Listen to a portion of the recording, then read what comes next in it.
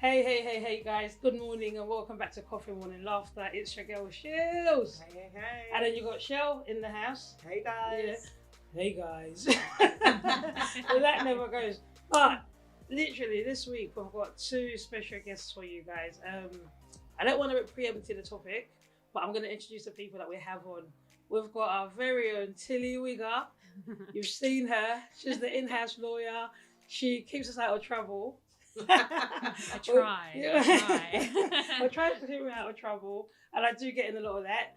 But Tilly is here with us today, and it's going to be an interesting subject. And I promise you, it's not about law. So if you're out there and you're a criminal, you Don't run away. Don't switch off now. You might as well just run. Yeah, she's not helping with that kind of thing today.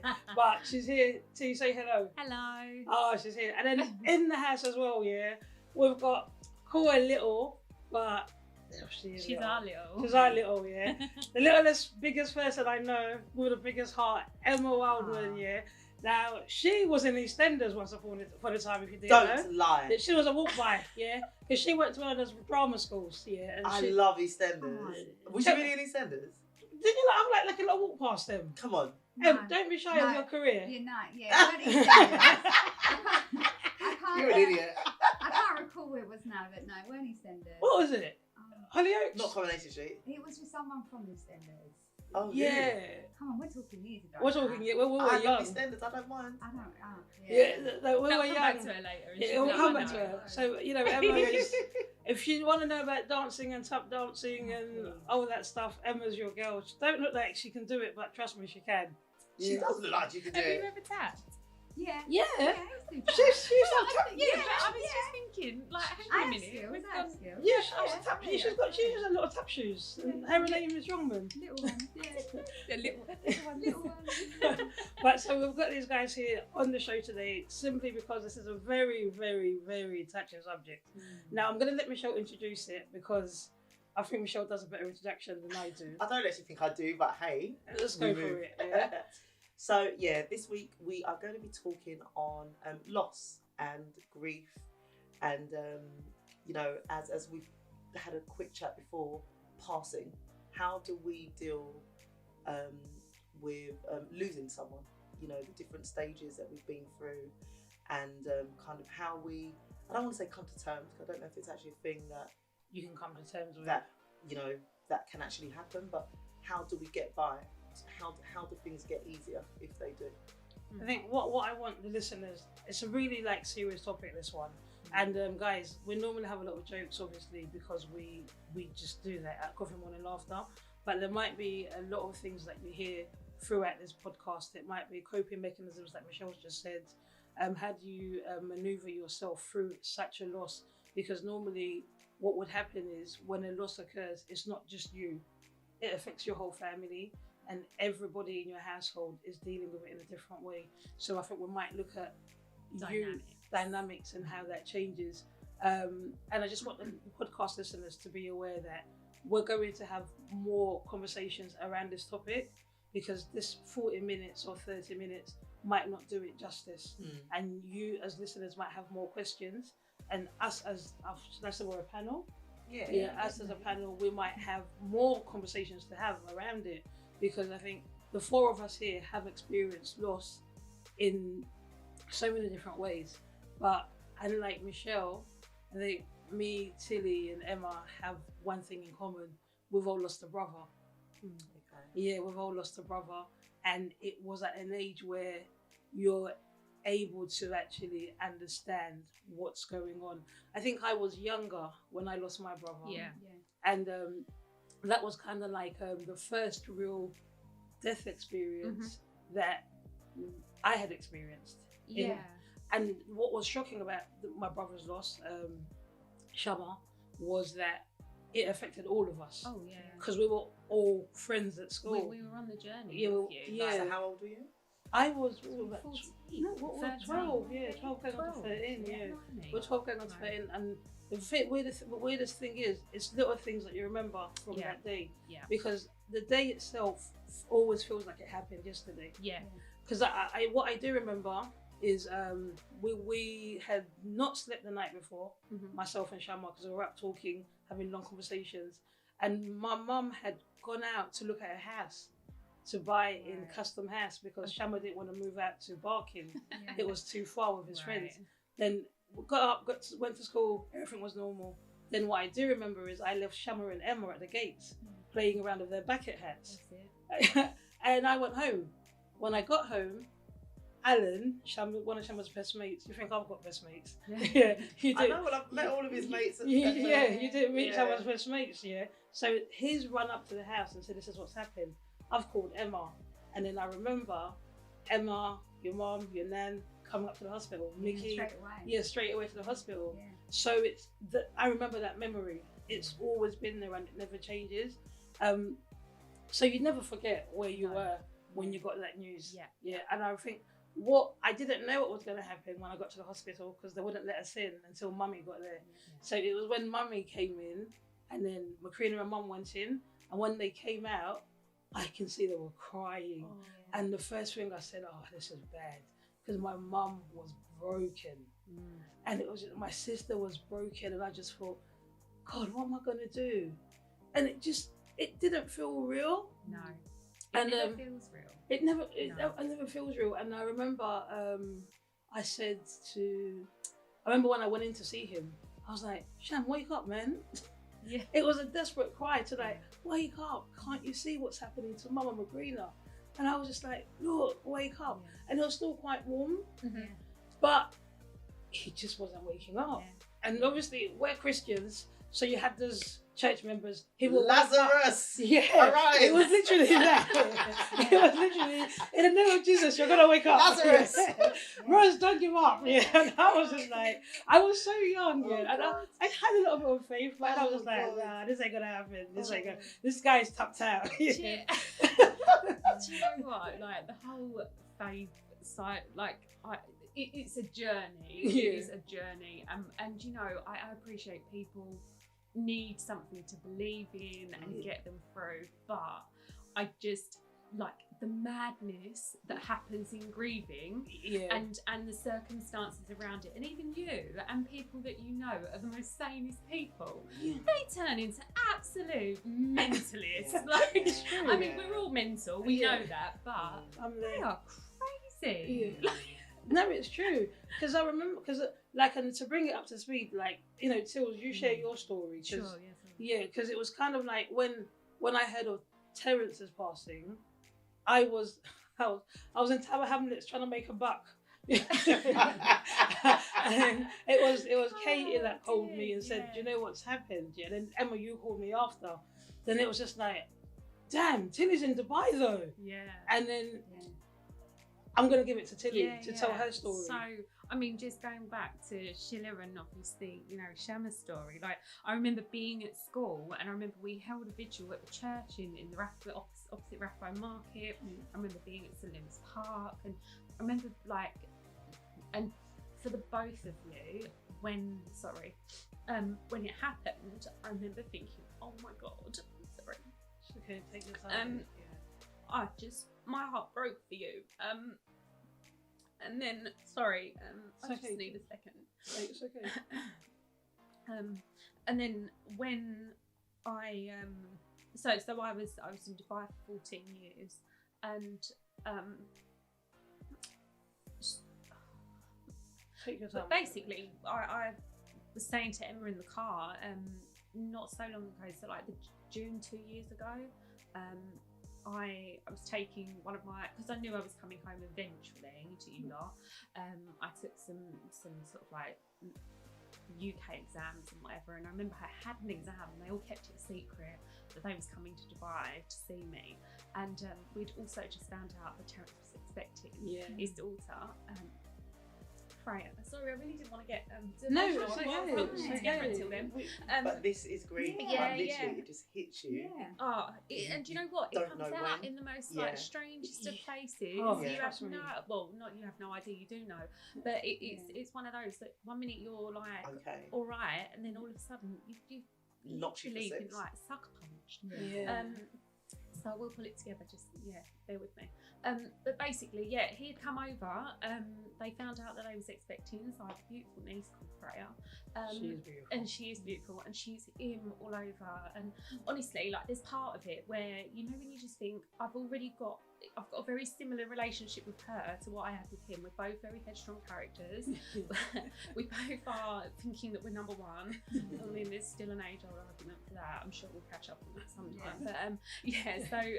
But Freya is him, and she's beautiful. But anyway, so I digress. But I do that all the time, so don't worry about it. So in short, he came over to visit, and 10 days later, I was having a conversation with him on the phone. He'd been out with a friend, had a couple of beers, because he was very social, like best friends. I mean, he used to collect them wherever he went. So this is the East London thing. It is London it is an East London thing. You've got to wear a polo as well. That's what Terence wore. Yeah, it would have actually. I probably had that colour as well.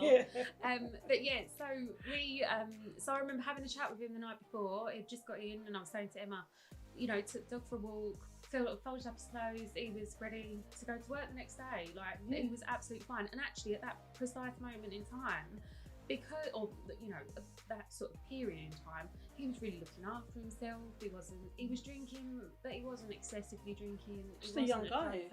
No, and you know, just wanted to have a good time really. But at that point, because he was trying for a baby and building a family, he was like really on top of his fitness. He was doing, you know, it's amazing that it even happened for the state of health that he was in. And basically, I got a phone call at like 6 o'clock. Well, it would have been 6 o'clock my time, because Dubai was 3 hours ahead. And I suppose 2-3 o'clock in the morning here, from my dad. So just telling me, you've got to come home. And I'll be honest, like, it wasn't, I didn't expect that phone call, and I definitely didn't expect it to be anything about terrorists. So I remember giving the phone to Ben and going, I don't understand what he's saying, but I remember laying down and being asleep, and then all of a sudden being on my feet at the side of the bed, like, I can't quite work. I can hear what you're saying, but I don't know what you're saying to me. Yeah. And I remember Ben took the phone and he said to me, okay, no problem. And he's amazing. He just kept it together. He held me together. I don't know how. And he just went to me, okay, we've got to get on a flight, or you've got to get on a flight, and we'll go back to the UK.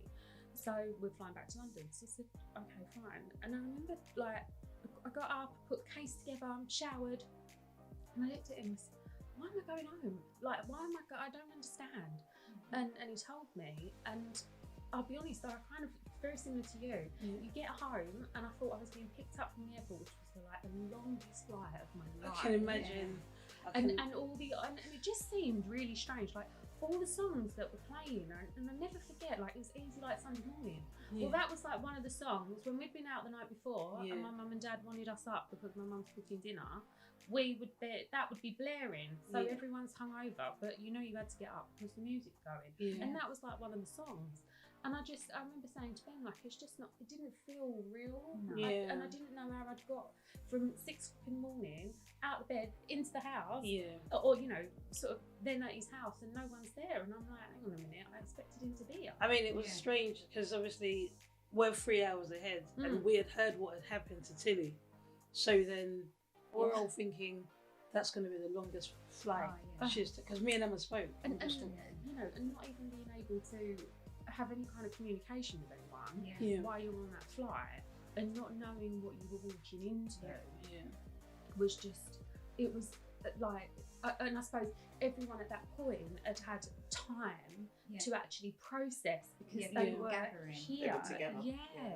And so that was 2 years ago, and it just it's not been a particularly like linear journey. Like, it's had its ups and downs. It's been really interesting in terms of the dynamic with my family, because, you know, I left 14 years ago, and coming back, and obviously everyone's a lot more grown up, everyone has their partners, so there's a different dynamic with partners and our family and our parents. And like, you don't realise, Emma and I were saying, sort of just in the chat when we was coming along, that you don't realise how quickly you lose your go-to. And even though they come to you because they was younger, like our brothers are younger than us, Prince was younger than me, you don't realise how, you know, kind of what you rely on with them. Yeah. And just how they're one person, but they are so many different things to so many different people. And because you can't reach out to that anymore, and you haven't got it at reach anymore. Yeah. And you want it, but you haven't got it at reach anymore because obviously Shama was older than me, so I was kind of like protected. Yes. So he was like my protector. If I said, you know, if you're from Canning Town, you know, if I said my brother's Shama, it would be like, oh, I can't touch her. Yeah, she's got all them boys that are going to look after her. Yeah. But you just don't know what you have until it's actually gone. And I know it's a cliche, like, oh, you don't know what you got till it's gone. But that thing is so true.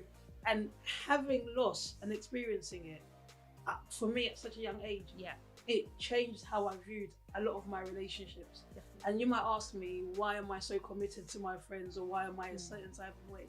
Because I know that tomorrow isn't promised. Yeah. I know that's the biggest way. I know that already. So when I say to somebody, I'm not talking to you anymore in life, I know exactly what I'm saying. Because I'm just like, you could pass on tomorrow, and I know that. But so if I've chosen to be in a state of, I'm not talking to you anymore, we're not connected, I know exactly what I'm agreeing to. And some people say, I'm not talking to you anymore, but they don't know what that means. No. Because they don't know what it is not to have a person in your life and you can't touch them. But and I think that's especially true of when it's so sudden, whatever the loss or whatever the cause, it can be taken away. Because, like, you know, I've said before now, it's almost like someone just reached in and just said, okay, you're coming with us now. Yeah, and that's it. You don't get a say, you don't get a buy, you don't get nothing. You don't get nothing. You just what it is, it's just that. And then, because I remember, I'm gonna come on to Emma in a minute, because Emma's got a different like angle to take us to. But I remember, but me and Tilly's angle was very similar, because it was unexpected. It was sad. Well, it's not. It was just, you didn't expect it. I think with if I take it back to Shama's passing, like, you would have seen him at school that day. Yeah. And then like 5 minutes before he passed away, my mum's younger sister, Aunt Mary, she saw him. Yeah. So he was like, oh, Aunt Mary, give me a hand. She was like, I'll come round later. And then she drove off. Literally, she said, come round after football. She drove off. But some of his best mates were with him when he passed. So they were walking home from school. So that trauma for them, because I remember the weeks and the months and the years that went by, they were blaming themselves that they didn't do enough. But when it's your time, it's your time. Yeah. Because, you know, my Aunt Mary was there for like a minute before he died, and he was fine. You know, Alan's mum was in her window, cooking some kind of jollof rice or something. Just going about their normal business, right? And like every day.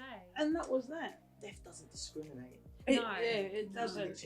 No. It doesn't. It doesn't discriminate at all. But I'm going to come on to Emma, because Emma, your story is a little bit different. Yeah. And I don't know how comfortable you feel in sharing, because Emma's side of it, I think a lot of people don't know how to deal with it. And I'll be very honest, Mickey was the first person that had me thinking differently. Yeah. After that, but I'll let you go through it. Okay. So I think I said to Tilly, something we did have in common with the three of our brothers is none of us, they was all sudden, and none of us actually got to say goodbye. Yeah. And I think that's something that kind of resonated with me as we all kind of come back together as we've grown older. So for me, my brother took his own life. He was 23. It wasn't his first attempt. He'd had 2 previous attempts. But I can honestly say I never ever felt that he wanted to die. I never thought that he would actually ever succeed. But yeah, statistics show that a 3rd attempt is most likely going to be successful, which, you know, we're talking 8 years ago now, nearly 9 years ago. There wasn't, mental health wasn't a topic that was spoken about on social media, TV, radio. It was almost still taboo, wasn't it? Yeah, it was very taboo. And it's just, even now, like, people are scared of it. But yeah, I think I never ever expected that he would actually succeed in doing it. When I got the phone call, so I see my brother. We had dinner the night before he died, and we had family dinner. He was going out with his friends. He did have relationship issues. He had a child with someone that he wasn't with. He was a bit conflicted. He wasn't under the influence of anything when I last saw him. He was in two minds whether he wanted to emigrate to Australia, but he had a daughter here. And the last thing that I said to him was, so are you going to go to Australia? Like, I was just a bit kind of fed up, and I was like, are you going, yes or no? And then as he walked out the door, he just said, maybe I'll go, maybe I won't. And then he shut the door and he went. So then after that, me and my mum and my dad, you know, we just sat chatting about his life and what we think he should be doing. And then I went home, and then the next day I got a phone call. So the two previous attempts, one was an overdose and one he tried to cut his wrist. Yeah. When he cut his wrist, my mum and dad wasn't home, he was home alone. My cousins, luckily, he was there. When he took the overdose, my mum was actually there. Both times we took him to hospital, and he said that if he knew what he was doing, he wouldn't have done it. And that was enough assurance for me. Like, I truly believed him. He was under the influence when he attempted those times.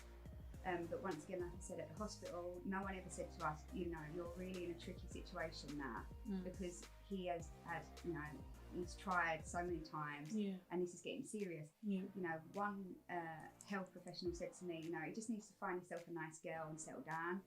And that was a psychiatrist at the hospital after he just cut his wrists, and he wasn't in, you know, he was good looking. He was, So it didn't have trouble. I mean, there's massive bias here, but all our boys were good with bias, so let's just have it straight. He was, and he was cheeky.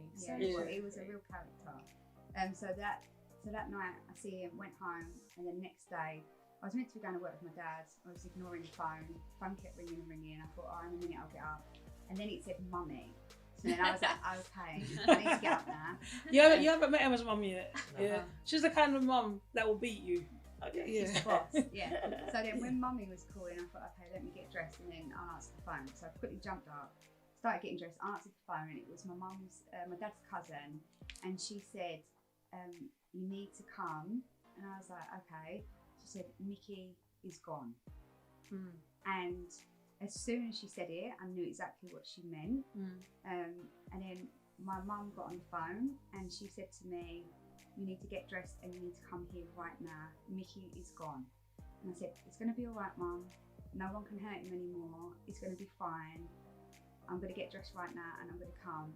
And then she said that he'd hung himself. I said, Mum, it's okay. He's at peace now. I'm going to be right over.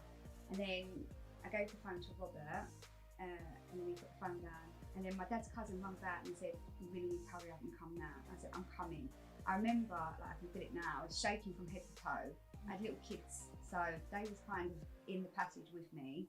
Robert proceeded to get me dressed, and then he went downstairs. He was on the phone to someone. I picked up the keys, and I said, I need to go right now. So then I was on the phone to a cousin, and I rang her, Mary Alice, and I said, I need to tell you. And then as soon as I said that, I realised she was like 8 months pregnant. And then I was like, crap, I can't tell you, you're 8 months pregnant. How can I tell you what's just happened? Like, that's where I was at. Even after everything that was happening, I was still... You're still... So, because this is what we're talking about. When it was you like out of body kind of survival mode. You become practical. Yeah, you become so practical in that moment, and you're looking at the dynamics of people. Who's it affecting the most? Yeah. Because you take yourself out of your own I was just about to feeling. say, you take yourself out of your own body almost. Yeah. You like have a helicopter view of what's going on. 'Cause you're still trying to safeguard and protect other Other people. Absolutely. And there's no thought about yourself whatsoever No. until when you're kind of slightly removed from that, and you tends get to be a in couple of private. seconds, like in the car, on the toilet, in the bath. It's Yeah. anywhere. It's It anywhere literally where is you're just anywhere. literally by yourself. And I think, like, sorry to interject, but I think especially for us, I mean, I think I can say this on our behalf, but like for us three, we've had all very similar upbringings. Yeah. Like, you know, our mum's the head of the family, and you know, it doesn't matter if I've done something wrong. Shan's going to beat me as well as Emma, and Yeah. vice versa. Anyone's going to get us. We all get it. Anyone can get it. Yeah. Yeah, Seriously, it's one of we all those, get it. and Yeah. you know, it really is a village. Yeah. And but you do, and I think for all of us, and personally, like you become very practical. Like you say, you start looking at, you know, Yeah. how you're going to affect that person or upset that person, Yeah. and you're a second fall, and you do. Yeah. Get I was just Sorry. moving, Yeah. and so when I spoke to her, and she said, "Just tell me, no matter what it is, just tell me." So I told her, and then she said to me, "You need to stay where you are. You don't have to go home." And then I said, "Okay, I've got the phone call. I need to leave." Yeah. Gave the phone to my partner, and I said, I got in the car, drove Who's to your the husband gate. now, Em? My husband, yeah. and I said, "You either give me my phone or I'm going without it." So he run the phone to me, and then I just drove there. It was with suicide, obviously. It is. I pulled up to my mum's house. There was ambulances. There was police cars because they have to rule out any Foul play. foul play. So just pulling up and seeing like 3 police cars and the ambulance, and then the blacked out ambulance was there. And then when I got there, I ran straight down the garden, and there was all police there. And I remember that my mum's garden is quite long. I run down the garden, and all I see was fresh grass, and I didn't see a single thing. And then as I stopped, a policeman stopped me, and he said to me, "I'm really sorry, who are you?" And I said, "I'm Nikki's sister, I need to see him now." And he said, "I'm going to make you a promise. If you go in and have a cup of tea, I will come and get you when he's ready, and then you can see him." He said, "But at the minute, he wouldn't want you to see him like this." And I was like, okay, if you're telling me to go in, I'm going to go in. And then when I went in, I sat at the back door, and all I see was fresh grass. I see that policeman, but I didn't see anything else. But I know there was no one in my mum's house, only family. There was obviously police cars, ambulances. My mind blocked out everything. I couldn't see a thing, and the memories have never come back to me. And then once the policeman come in, obviously we could go out and spend time with Mickey, because in our family, you know. Yeah. I'm so glad that we They sit get with, to do that. And I yeah. think even going back to Shama, like Shama was my first experience. Yeah. Because when she rang me, she said, I went straight to the hospital. I was standing at the door, and I could see, and she'd come out, and I said, "Where is Mummy?" And she said, come in." And then I was taken into the room, and like Shama was there, and it was just like, we was just like, we were Shama. kids. We were just kids, and all of us were just kids. And I think we had so much care from our school, Yeah. because it was literally maybe one of our first experiences. Absolutely. All of us, that was our first experience. We didn't know anything like that. All we had known about death, for me anyway, was people were sick. Yeah. And then they died. And then they died. I mean, going back to Emma, I hadn't ever experienced the suicide till Mickey. I never understood. Yeah. Because I remember, like, maybe a year before Mickey, one of my good friends' cousin took her own life. And I promise you, I walked around saying, "What a selfish person! What a selfish person!" And I was really mad at the girl, because I was like, "Well, what about your mum?" And I was really angry, because I was angry because my experience of loss was like, my brother would have loved to be alive. Yeah. And how can she take her own life and think we're all going to come to this funeral and cry for her? So that was my understanding. And then somebody close to me that I know, did it. Then my whole thinking changed. Because my whole thinking was, there's got to be something more to it, because I know Mickey. He loved life. He didn't want this. Do you know what I mean? So it changed my whole thought process. So from when Mickey passed, whenever I hear a suicide, I just think, what was going on for that person? It's always. It comes down to mental health. That's what I said. Yeah. People don't realise that suicide is a disease. Yeah. You think that they're just taking their own life because it's a choice. It's not a choice. In what the things that they have going on in their head, they're really sick, and they don't see a way to get treatment There's for no it. escape. And they're so good at hiding it. There's no escape, and the only way out is death. But that's what they see feel. and feel, unfortunately. And they very much feel it. oh yeah, It's I not think they something believe that it, don't they they? believe it. and that's it. It's to stop the pain. That's the way out. I think here it is. We've lost, and I know it's a broad subject, and I would like to literally have a session on the suicide on its own.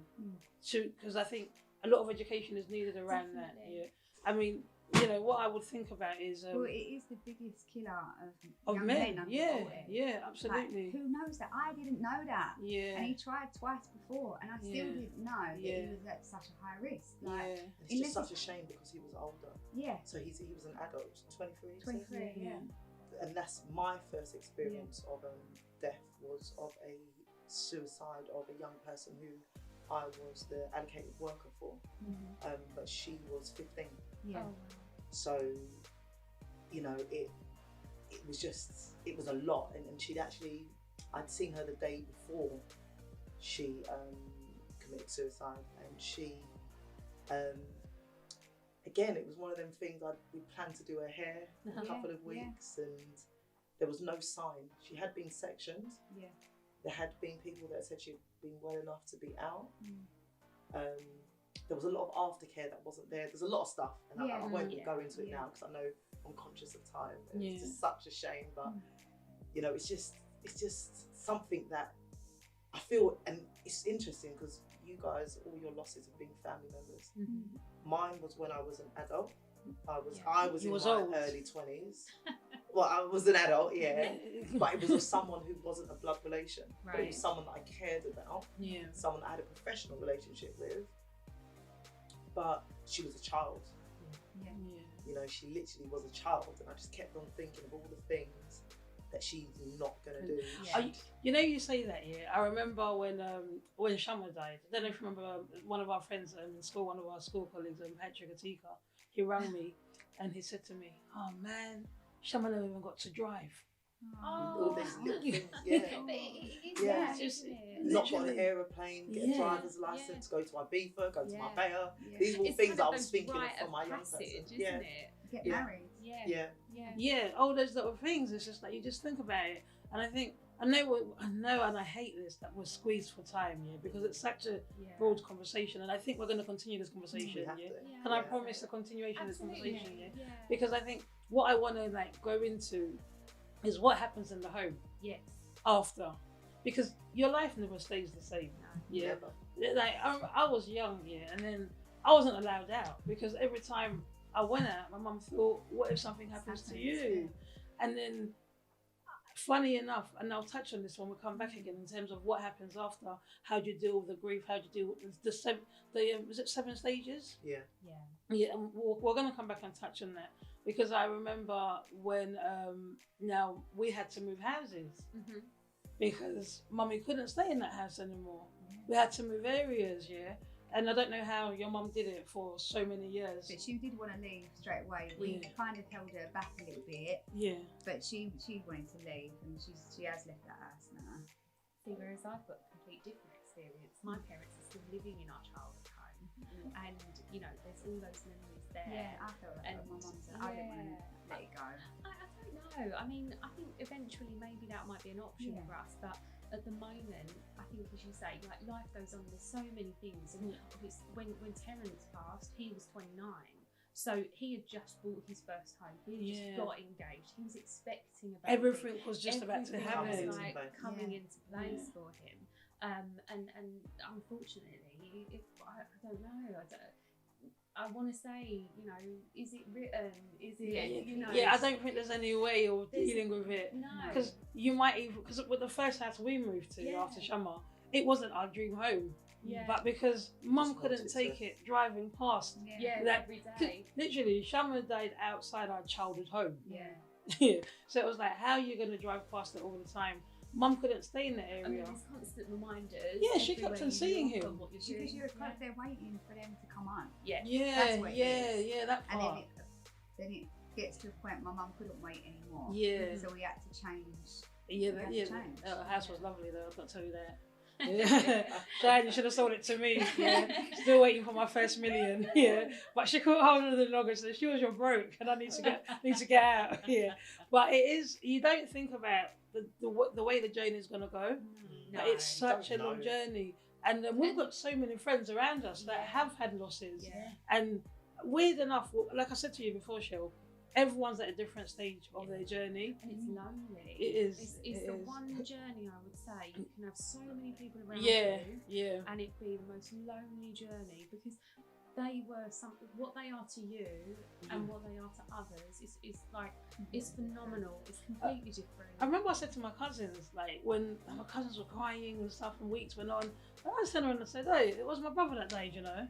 It's my brother. Yeah, so it was But my Not brother. yours, Yeah. my But brother. not a lot of people would But say no, that, but- but you do definitely. Yeah, say it's that. like, listen, I know you lot are crying. It's my brother. Do you know, we had this conversation on the way down, Yeah. right? And obviously we're very, very early in this journey. Yeah. And we just had the second memorial, which was lovely. It was amazing, and you know you can't be more thankful for people putting in the time and the energy and turning Yeah. up and being there.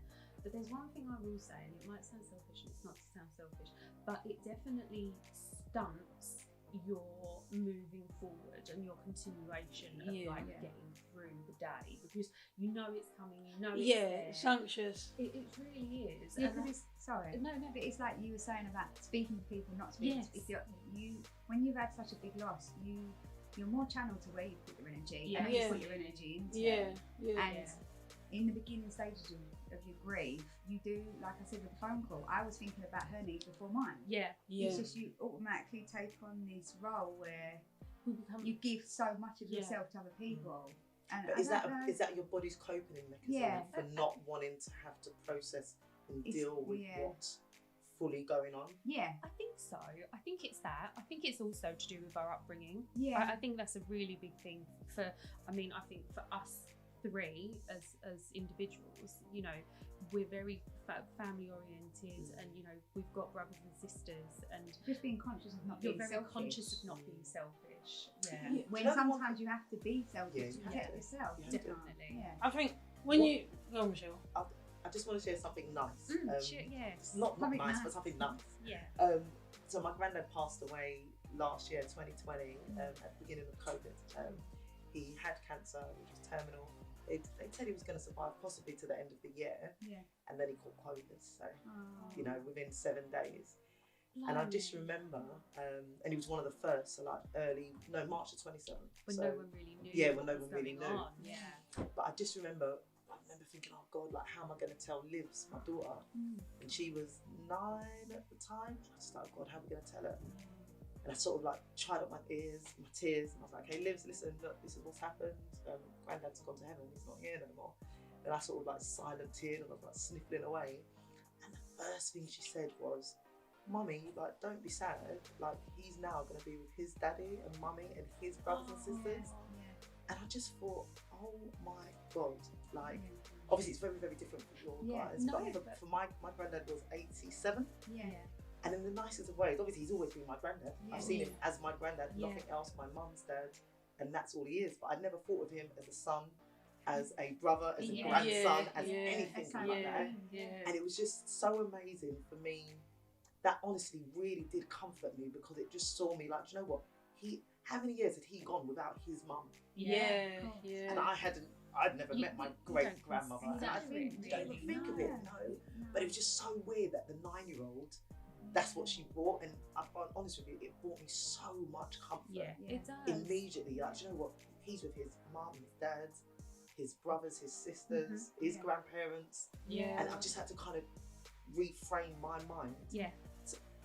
to see that loss like that. And it's interesting when you say that because I think the beauty about children is when they're young like that as well is they don't know, they don't understand Yeah. it, The but pain, the yeah. pain and the anguish. And for us, we become very practical, and you know we think of- Insular, one-minded. Exactly. Yeah. Whereas actually there is a beauty in it, and we all go back to where we started. And I do believe that. I mean, Yeah. it's not on our time frame or our time No, scale or no. when we want it to happen, Yeah. and that's quite evident. Yeah, but I think it's like you said, I don't think it matters what age they are. no. But when it's your time, it's your time. Yeah. Yeah. And a life is a life.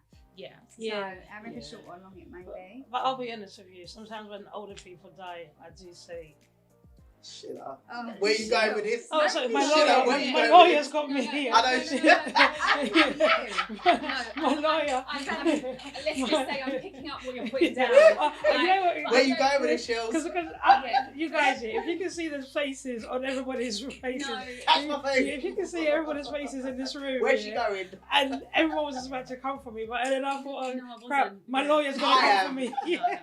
No, I think what I'm saying is I'm picking up what you're putting down is because, as Emma said, a life is a life and a loss is a loss and everything.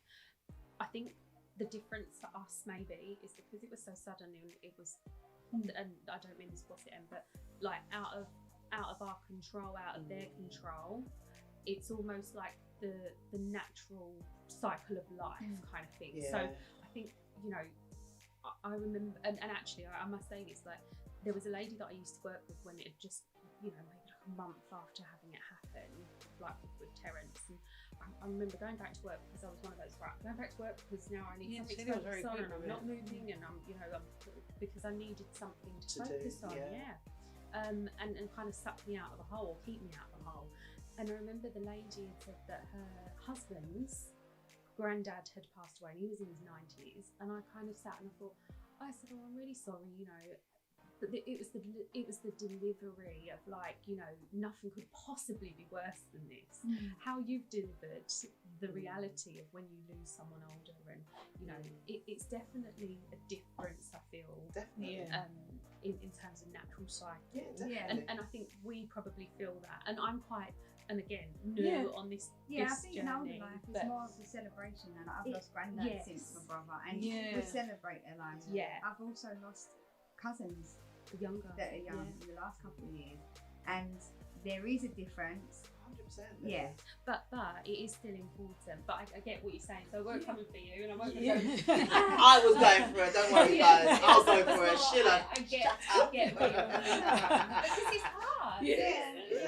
So it's interesting. Yeah. I mean, guys, we're gonna have to cut it there for today, and let's cut it on a laughter note when everyone's come for me and somebody's defended me. Thank God for that. Yeah. Hi, her services. She's good, guys. Literally, like, guys, there's so much more for us to explore, but that's just literally the tip of the iceberg. This is it. That's the English I was looking for. Yeah. Tilly's experienced it. Literally, we just want to I just want to thank you guys for coming on and sharing your story and having that conversation. I think we're going to continue with this conversation. Definitely. And listeners, if you're listening out there and you've been through a loss or you're going through something that's similar to what we discussed here, reach out and speak to us. This week, Emma and Tilly are going to be around answering questions, responding to messages, and they are going to come back and we are going to continue the conversation. And I think we want to talk about the dynamics in the families and how people are affected, how people change, how people cope. How do we get through this? How do we cope? Yeah, and what's been working for you? Like, you know, I'm not saying that I'm an OG out here, but I've got 22 years in the game. Oh, blimey, Shilla. I've got a joke everywhere, haven't I? Yeah. Even in the ruinous of it all, I've got a joke everywhere. Anything you need, just come and see Auntie Shilla. Yeah. 22 years in the game right in the here. Lost game. If you want to cry, I know how to cry. If you want to laugh, I know how to laugh. But we'll go back into it all. And ladies, thank you so much for sharing your experiences. Thank you so much, And we'll be back. We'll do what we need to do. Thank you. Coffee morning laughter. Guys, I know it's been a heavy one this morning, but take your time, drink your coffees. It's okay, yeah? The love is there. Like, share, subscribe, yeah? If you know what you're doing. Take care, bye. Take care, bye guys.